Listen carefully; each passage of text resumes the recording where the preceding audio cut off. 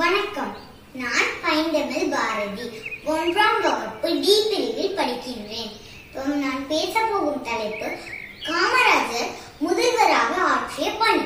பெருந்தலைவர் காமராஜர் ஜூலை 15, 1903ஆம் ஆண்டு தமிழ்நாட்டில் விருதுநகர் மாவட்டத்தில் குமாரசாமி நாடாருக்கும் சிவகாமி அம்மாளுக்கும் மகனாக பிறந்தார். பல தலைவர்கள் உரையாடுவதை பார்த்தும் அவரின் போராட்ட குணத்தால் ஈர்க்கப்பட்டு தனது 16வது வயதில் காங்கிரஸ் கட்சியில் தன்னை இணைத்துக் கொண்டார். 1953ஆம் ஆண்டு தமிழ்நாட்டின் முதலமைச்சராக பொறுப்பேற்றார். முதலமைச்சர் ஆன பிறகு பள்ளி குழந்தைகளுக்கு இலவச மதிய உணவு திட்டம், ஏழை எளிய குழந்தைகளின் கல்வியில் முன்னேற்றத்தை ஏற்படுத்தினார். கல்வி மட்டுமல்லாமல் தொழில்துறை, நீர்ப்பாசன திட்டங்கள், மின் திட்டங்கள் போன்றவற்றிலும் முன்னேற்றத்தை ஏற்படுத்தினார்.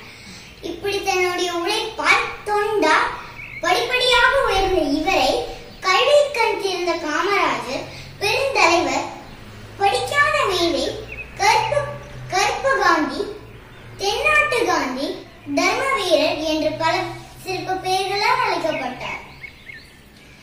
அழைக்கப்பட்ட மாபெரும் தலைவர் அக்டோபர் 2, 1975 இயற்கை ஏறினார்.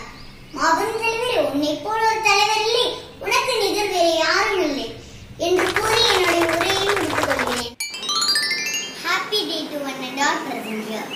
I am Payandammal Bharati from second standard I section.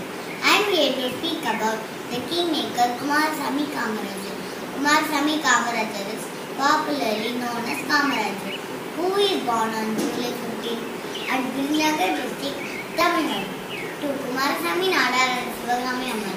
He was an Indian independence activist and a politician who served as the Chief Minister of Tamil Nadu from 1954 April to 1963 October.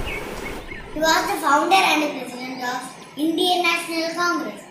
The great Kamarajar called different names as Perundalavar Kamarajar, படிக்காத மேதை, கருப்பு காந்தி, தர்ம வீரர். He introduced the free midday meal scheme to poor children. The great Kamarajar awarded with Bharat Ratna in 1976. The great kingmaker from Tamil Nadu has passed away from us on 2nd October. 2nd October 1975. Let's all salute for service.